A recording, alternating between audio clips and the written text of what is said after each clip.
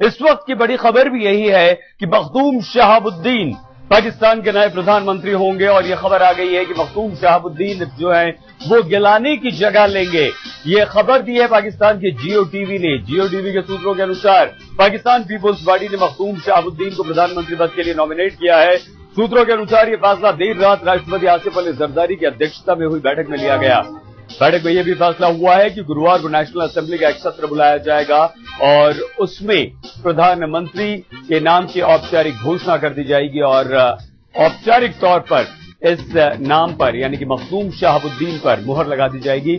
Makhdoom Shahabuddin Pakistan people's party के एक वरिष्ठ नेता हैं और इन्होंने कई सारे अहम मंत्रालयों की जिम्मेदारी भी संभाली है। रजा उल लश्कर साहब पीटीआई के संवाददाता पाकिस्तान में इस वक्त हमारे साथ हैं। रजा साहब, किस तरह से मखदूम शहाबुद्दीन के नाम पर फैसला हुआ है और क्या हम ये माने कि औपचारिक तौर पर घोषणा से पहले ही मखदूम शहाबुद्दीन जो हैं वो पाकिस्तान के अगले प्रधानमंत्री होंगे? क्या ये पाकिस्तान पीपुल्स पार्टी ने पूरी तरह से रजा साहब तय कर लिया है? देखिए, कल जब सुप्रीम कोर्ट के वो रूलिंग आया था जिसके हवाले से जिसकी वजह से गिलानी साहब का डिस्क्वालिफिकेशन हो गया था, उसके थोड़ी देर बाद दो नाम बड़े जल्दी ही सामने आ गए थे उनको रिप्लेस करने के लिए, एक चौधरी अहमद मुख्तार और दूसरे मखदूम शहाबुद्दीन साहब। और जो हमें जो खबर मिल रही है तो ये कल काफी रात को जो मीटिंग हुई है उसमें उनको ही नॉमिनेट किया गया है, मखदूम शहाबुद्दीन साहब को। हालांकि इसकी कोई अभी तक ऑफिशियल कोई अनाउंसमेंट नहीं आई है। मखदूम साहब एक बड़े ही लो की पॉलिटिशियन रहे हैं और हालांकि उनको काफी मतबा पाकिस्तान पीपुल्स पार्टी ने काफी इम्पोर्टेंट पोस्ट के लिए कंसिडर किया है। पिछले साल जब एक कैबिनेट रीशफल हुआ था तब उनके नाम आया था फॉरेन मिनिस्टर के पोस्ट के लिए। तो वो है वैसे जैसे आपने भी मेंशन किया होगा, वो है साउथ पंजाब के और पाकिस्तान पीपुल्स पार्टी का ये प्लान है कि साउथ पंजाब में एक नया प्रोविंस बनाने का उनका प्लान है। तो उस वजह से भी वो मखदूम शहाबुद्दीन साहब को वहां से प्रोजेक्ट करना चाहते हैं। लश्कर साहब, क्या ये अहम बात रही है मखदूम शहाबुद्दीन के चुनाव में कि अलग जिस प्रांत की जिस प्रोविंस की आप बात कर रहे हैं वो एक बड़ा फैक्टर क्या यहां पर प्ले कर गया शहाबुद्दीन के पक्ष में? जी बिल्कुल। पाकिस्तान पीपुल्स पार्टी का ये प्लान है कि जो सराइकी एरिया है पंजाब प्रोविंस का, उसका वहां पे वो एक नया प्रोविंस बनाना चाहते हैं। तो इसी वजह से ये एक अहम फैक्टर है। उससे ये भी रीजन है कि मखदूम साहब एक बड़ी ही इम्पोर्टेंट स्पिरिचुअल फैमिली के मेंबर है और वो एक गद्दी नशीन है। इस वजह से भी उनको मतलब फेवर किया जा रहा है। पाकिस्तान पीपल्स पार्टी में किस तरह का एक्सेप्टेंस है? क्या पूरी तरह से पाकिस्तान पीपल्स पार्टी के लोगों ने मखदूम शहाबुद्दीन को एक्सेप्ट किया है, मान लिया है, या कहीं से उनका विरोध भी हो सकता है या हुआ है? लश्कर साहब जी देखिए, कुछ खबरें कल आ रही थी कि यूसुफ रजा गिलानी साहब का मखदूम साहब के कैंडिडेचर के ऊपर कुछ रिजर्वेशंस थे, क्योंकि दोनों मतलब एक ही जगह से बिलोंग करते हैं। तो लेकिन आपको एक चीज ध्यान में रखना होगा कि पाकिस्तान पीपुल्स पार्टी में जो जरदारी साहब चाहते हैं उसके खिलाफ बहुत ज्यादा लोग नहीं बोलते हैं। बिल्कुल, तो कहा जा रहा था कि जरदारी साहब का इस कैंडिडेचर के ऊपर बड़ा स्ट्रांगली उन्होंने सपोर्ट किया था और इसी वजह से इनके ऊपर कोई मतलब ऑपोजिशन नहीं है। लश्कर साहब, आपने जरदारी का यहां पर जिक्र किया कि जरदारी के खिलाफ जो फैसला वो कर लें, बहुत कम लोग पाकिस्तान पीपुल्स पार्टी में जाते हैं, लेकिन क्या अब यहां पर जरदारी की कुर्सी पर ही तलवार नहीं लटक रही है? क्योंकि सारा अगर मामला पिछला हम देखें तो ये वही मामला है भ्रष्टाचार का। जरदारी के खिलाफ ही गिलानी ने कार्रवाई नहीं की थी, जिसके बाद अदालत ने उन्हें फटकार लगाई, उन्हें अदालत में जाना पड़ा, वो अवमानना के दोषी पाए गए और ये तमाम मामला हुआ। लश्कर साहब देखिए, यहाँ पे जो पॉलिटिकल कमेंटेटर्स है वो यही कह रहे हैं कि अब जो भी शख्स आता है गिलानी साहब की जगह पे उनके ऊपर ये एक रहेगा, एक दबाव रहेगा सुप्रीम कोर्ट की तरफ से कि जरदारी साहब के खिलाफ एक्शन लिया जाए। लेकिन अब जो अगला इलेक्शन है उसके लिए ज्यादा टाइम नहीं रहा है, तो लोग यही कह रहे हैं कि शायद पाकिस्तान पीपल्स पार्टी यही चाहती है कि कम से कम और 6 महीने के लिए वो अपना जो सरकार है उसको खींच ले और उसके बाद चुनाव हो जाएगा।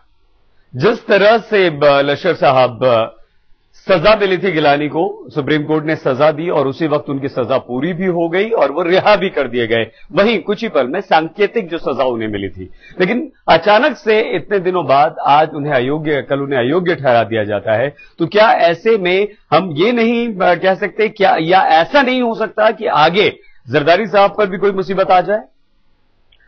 देखिए, जब तक ये जो स्विट्जरलैंड में जो करप्शन केसेस है उसका जब तक ये मामला हल नहीं होता है तो जरदारी साहब के लिए एक थ्रेट तो रहेगा।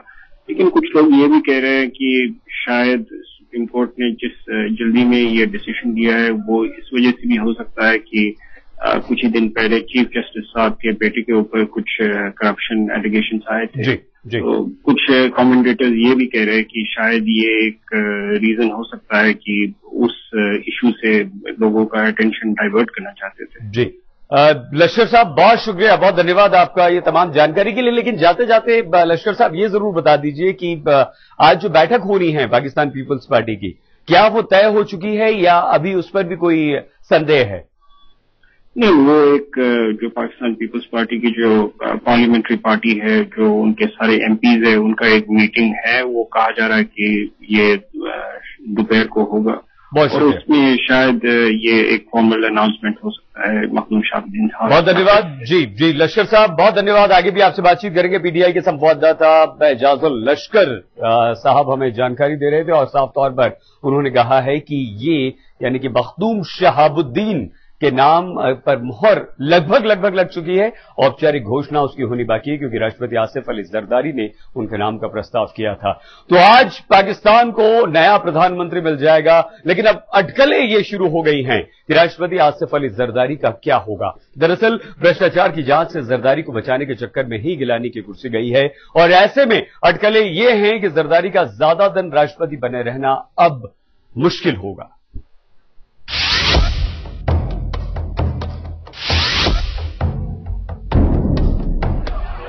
क्या यूसुफ रजा गिलानी के बाद अब बारी पाकिस्तान के राष्ट्रपति आसिफ अली जरदारी की है? पाकिस्तान ही नहीं, पाकिस्तान के बाहर भी इस पर अटकलें शुरू हो गई हैं।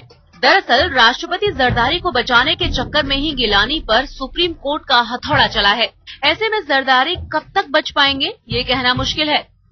गुनहगार तो यूसुफ रजा गिलानी ठहराए और उनकी कुर्सी भी गई। इसके बाद सबसे बुरा और भयानक असर आसिफ अली जरदारी पर पड़ेगा कि जब सदर पाकिस्तान सुप्रीम कोर्ट के फैसले के बाद ये सोचेंगे कि गिलानी तो गए, अब इनका क्या होगा। अदालत की अवमानना के मामले में पाकिस्तान सुप्रीम कोर्ट ने कल गिलानी को प्रधानमंत्री पद के लिए अयोग्य करार दे दिया। अदालत ने ये भी कहा कि गिलानी पिछले 26 अप्रैल को ही प्रधानमंत्री पद के लिए अयोग्य हो गए थे, जब उन्हें अदालत की अवमानना का दोषी ठहराया गया था। कोर्ट ने ये भी कहा कि पाकिस्तान में 26 अप्रैल से कोई पीएम है ही नहीं, क्योंकि कोई सजायाफ्ता शख्स प्रधानमंत्री की गद्दी पर बैठ ही नहीं सकता।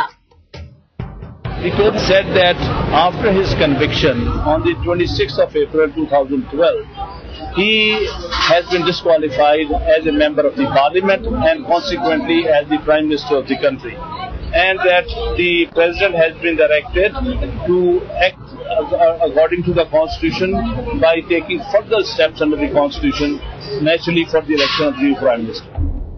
सुप्रीम कोर्ट के फैसले से साफ है कि 55 दिनों से गिलानी पीएम की कुर्सी पर अवैध रूप से कब्जा जमाए बैठे थे, लेकिन गिलानी के समर्थक इस फैसले को कतई सही नहीं मान रहे।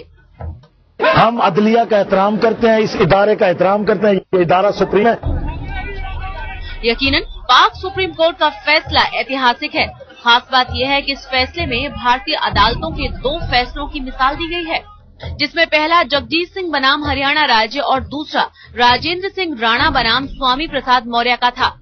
बहरहाल अब सबकी निगाहें अगले पीएम की तरफ हैं, जिसका आज ऐलान हो जाएगा। लाहौर से नादिया बुखारी के साथ आज तक ब्यूरो।